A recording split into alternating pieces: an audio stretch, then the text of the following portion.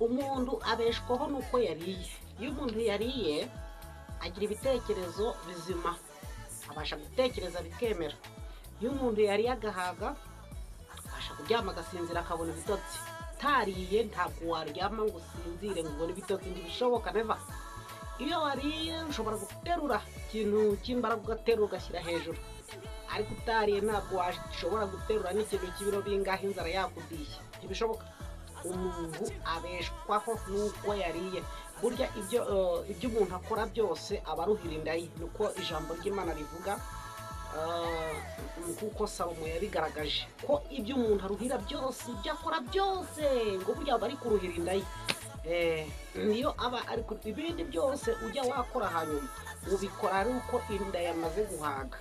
Iyo umuntu yamaze guhaga amaze kurya agahembuka, nibwo ujya wagira intekerezo z'uko urajya wakora n'ibindi. Ariko utarya ngo uhage nta kintu wakora kindi ngo kibe kizima. Ibyo wakora byose ufite inzara ntabwo burya nabyo biba ari bizima. Cyakora bishobora kukugeza bishobora kuba intangiriro yo kugira ngo ugere ku kurya ngo uhage, ariko n'ubundi ibyo uri gukora utariye nabyo bizamo ubugome, bikazamo umushiha, nuko bikazamo umushiha, bikazamo ibintu nk'ibyo, cyangwa se bikazamo uburozi, bishobora kuzamo uburozi. Ariko hari sibyo ko hari bigeye nyine abantu baroga nabwo bahaze, iyo bamaze guhaga nabwo bakaroga bikanga ko ejo haza kugira undi nawe urya agahaga, akavuga ati rero kugira ngo cyangwa se bikanga ko uko guhaga bahaze, avuga ati ejo hatagira unkura kuri ibi biryo ndi kurya ngahaga, reka rero muroge. Bakarogana, aba yikanga rero ko hari ushobora kumukura cyangwa hari igishobora kumukura ku kiri kumutera guhaga. Ariko kenshi ushobora iyo utariye guhage, muri ibintu byose ukora byose ntabwo biba bifite ubuziranenge cyangwa se bifite ubuzima, hashobora no kubuzamo no kuroga. Nta mucyo biba bifite rwose. Iyo ufite inzara umushiha aba ari mwinshi cyane, rero aba ari mwinshi inzara. Kandi iyo ufite inzara nyine n'umuyaga uraguhubuka gukubita hasi ugapfa bikarangira, uba woroshye. Ni nk'uko nyine igiti wabajya kugitema akabanza ukagitsinsura ukakinyura munsi ukagikuraho imizi yose ukayitsinsura ukajya wagihirika kigahirima. Niko n'inzara ishobora kukudiha, icyayiguteje gishaka ko ugira urimbuka bikarangira. Ibi rero aha ni kuri KMO isi na Bibiliya. Dutangiye gutyo kugira ngo ubyumve impamvu y'ayo magambo yose, cyangwa se impamvu y'ibyo byose, impamvu tuvuze ku kibazo cy'inzara cyangwa se ikibazo cy'imirire hirya no hino mu isi. Mwene muntu agira imbaraga kubera ko yariye agahaga. Utariye nta n'igitekerezo kizima uba ufite. Nuko ureba nawe akubonamo inzara akabona ko nta gitekerezo kizima ufite. Niko biba bimeze. Iyo ufite inzara igaragara ku maso n'abakureba babona nta gitekerezo watanga, nyamara muri we huzuyemo igitekerezo watanga kikaba cyabyara umusaruro. Ariko kubera ko ufite inzara bakubonamo inzara, babona ko icyo gitekerezo ari icy'inzara. Nyamara umukire cyangwa se uwahaza agafata cya gitekerezo cyawe akarushaho kukibyaza umusaruro. Ariko wowe kubera ko ufite inzara nticyumvikane. Ibi rero kubera ko hano ari kuri KMO isi na Bibiliya, babaza ati se kuki uzanye ayo magambo hano kuri KMO? Hano ku isi na Bibiliya, intego ni ugukangurira mwene muntu kumenya aho isi igeze n'aho ivuye n'aho yerekeza, kugira ngo arusheho gukora ibyo Imana ishaka, azabane n'Imana yacu iteka ryose, ubwo isi izabishiranye n'ukwifuza kwayo. Isi iri bugufi gushirana n'ukwifuza kwayo. Impamvu y'ayo magambo ni ukubera nyine hano ari ku isi na Bibiliya. Ndagira ngo nkubwire ko isi iherutse gukoresha ubugome bwo guteza mwene muntu inzara, nk'uko Yesu yabihanuye. Mu bimenyetso bizaba bigaragaza ko isi iri bugufi gushirana n'ukwifuza kwayo, avuga ibizabaho. Ubwo yari yicaye ku musozi wa Elayono, abigishwa bakamusanga agaterura amagambo akababwira ati mwirinde hatazagira umuntu uboshye, kuko mu minsi izaza hazaza benshi babwira ngo ni njye Kristo, ni njye. Impuha z'intambara, impuha n'ibinyoma byinshi cyane bikomeye, bavuga ngo ni njye Kristo, bakora ibitangaza bikomeye, bamanura umuriro bakawukubita hasi bakagaragaza ko bakaze. Byose bizabaho rwose. Yesu rero muri ibi ngibi yavuze ko bizagaragaza ko isi igiye gushira n'ukwifuza kwayo, yavuze ko hazabaho n'inzara. Iyi nzara rero ikaba iri guterwa n'ibiza cyangwa disasters, n'ibiza biri guturuka ku mikorere ya mwene muntu. Iyi mikorere ya mwene muntu ngira ngo muherutse kubibona muri ubu bushyamirane cyangwa muri aya makimbirane. Yesu yavuze nyine hazabaho inzara n'impuha z'intambara, hazabaho intambara n'impuha z'intambara n'inzara. Muri izi mpuha z'intambara no mu ntambara biri kubera hirya no hino, impuha z'intambara mubona zihuje igihugu cya Iran na Leta Zunze Ubumwe za Amerika n'umufatanyabikorwa wayo wo mu burasirazuba bwo hagati ariwe Isirayeli. Murabona ko muri intambara icyo zibyaye nacyo mu minsi ishize muherutse kubona cyangwa se n'abatarabibonye, Isiraheli na Leta Zunze Ubumwe za Amerika bakoze igikorwa cy'ubugome ariko kigamije gusunikira isi mu kibazo cy'inzara. Uriya nzara twavuze ko utariye ntiwabasha gutekereza, utariye ntiwabasha kurwana. Iki kibazo cy'ubugome buhanitse gishaka gukurura inzara mu isi kugira ngo bisohoze ibyo Yesu yavuze ko hazabaho inzara. Igikorwa cy'ubugome cyangwa se twavuga ko ari igikorwa cy'ubunyamaswa buriya.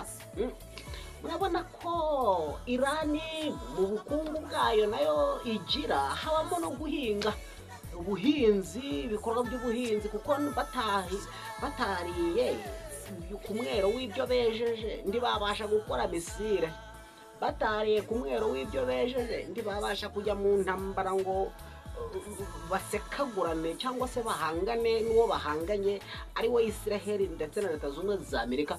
Ibi nibyo byatumye rero Leta Zunze Ubumwe za Amerika na Isiraheli bafata umugambi wo gukora igikorwa cy'ubugome. Igikorwa cy'ubugome ngira ngo mwarakibonye, bafashe indege amarikuteri bayuzuzamo amasude, ibipopo, ibijerekani by'amasude, bakanyura hejuru y'ibikorwa by'ubuhinzi bya Iran, bakagenda babifuhera nk'amaside kugira ngo bibashe kuma ntibibyarire Iran umusaruro. Niba ari ikibaya kinini cyane cy'umuceri bakagifuhera mwaside bikagenda byuma, niba ari ikibireti cyangwa ingano bakagenda bafuhera, niba ari ibirayi bakabifuhera mw'izo aside bikagenda byuma neza bikagenda byuma bikamera nk'imvura y'umukara,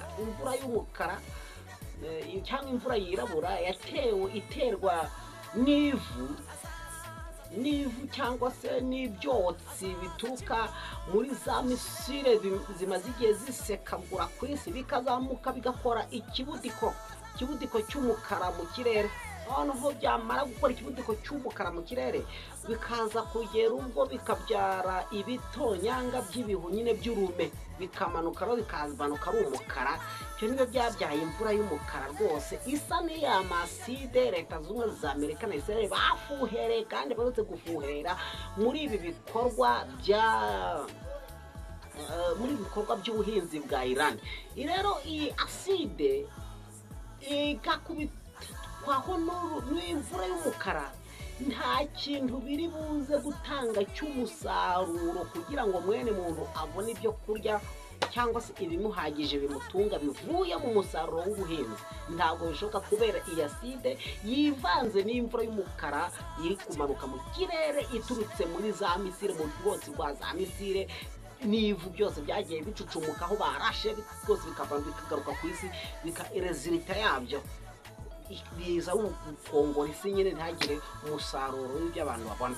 Yesu yavuze ngo hazabaho inzara hirya no hino mu isi. Kimwe mu bimenyetso bizaba bigaragaza ko isi iri gushira n'ukwifuza kwayo. Ariko reka mubwire, abakora iby'Imana ishaka bo bazabana n'Imana yacu iteka ryose. Wigira ubwoba uvuga ati ngo turapfuye turashize turarangiye. Nibyo koko uko ibihe bigenda bishira niko wa munsi mubi ugenda urushaho gusatira mwene muntu. Uyu munsi mubi rero Yesu yavuze ko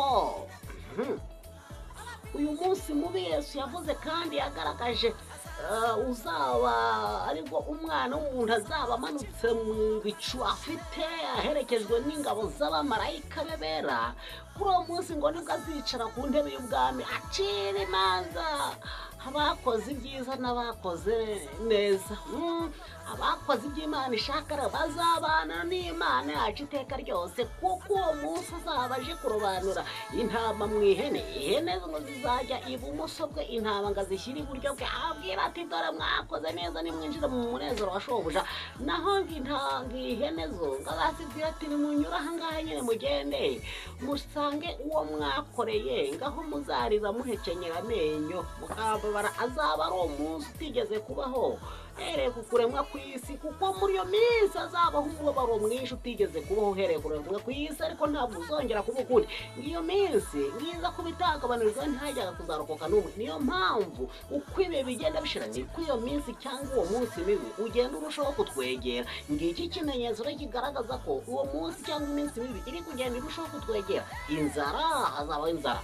Impamvu mubona hirya no hino ku isi uri kujya ku isoko, umuntu ari kujya ku isoko atwaye inoti ya 5 cyangwa inoti y'umutwaro.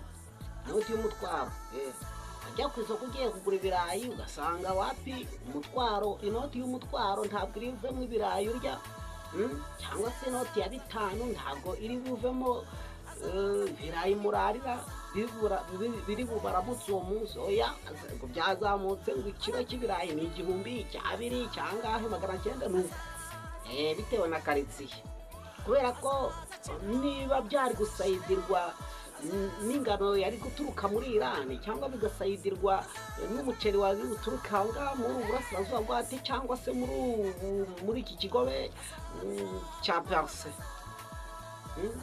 Ahangaha hari ubuhinzi nyine bw'ikigobe cya Perse, hakaba havamo umusaruro w'igihugu cya Iran ndetse n'igihugu nka Kuwait, wenda n'ibihugu bya Emirate z'Abarabu, wenda se ko bari basangiye iki kigobe, aho umwe aho ahinze n'undi ahinga, ariko hakaza kuboneka aside ibyumisha ndagira umusaruro uboneka. Noneho niba uwo buceri aho wari kuza gukora utari buboneke, bya birayi biraza kugura ngahe 10,000 cyangwa se ku kiro, cyangwa se nabyo ntibivemo. Ufite inoti y'10,000 ukabura kubera iki? Azabaho inzara. Icyo ni ikimenyetso kigaragaza ko wa munsi uri kugenda urushaho gusatira. Mbese mwene muntu kuki yemera gukora igikorwa nk'iki cy'ubugome? No kugira ngo abashe gusigarana imbaraga ari wenyine, noneho undi we ntarye, we abe yariye. Nose ugira ngo uraye uriye, undi we akarara yaburaye. Mu gitondo muraza kuba mufite imbaraga kimwe. Nimujya ku isoko ry'umurimo se muraza gukompeta kimwe. Reka wa undi waraye uriye araza kuza nyine asubiza ibibazo byose neza, kubera ko ari kubasha gutekereza neza, ubwonko burukora neza. Nihajya no ku ngufu arasha guterura neza rwose. Ku isoko ry'umurimo ntabwo uri buze kumukurikira.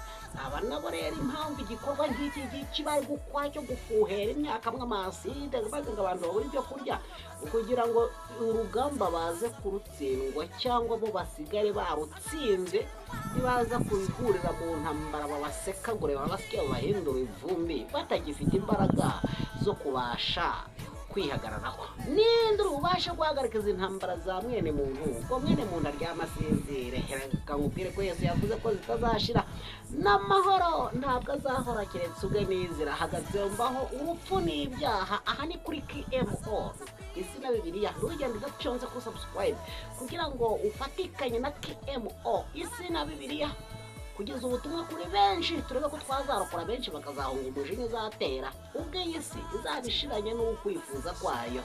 ntujye kure natwe nka KMO turi hano kugira ngo tubwire ibigiye kuzakurikiraho ejo. Shalomo shalomo turabafite. azatanga amahoro azaza azacirwa nazishire azaza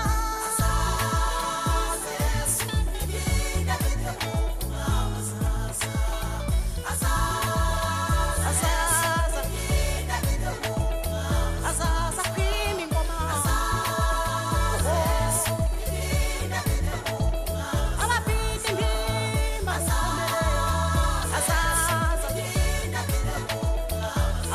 aca intambara zishire azaza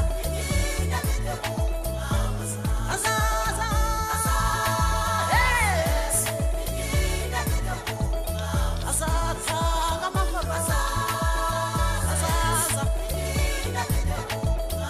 azacirwa nazishire idinda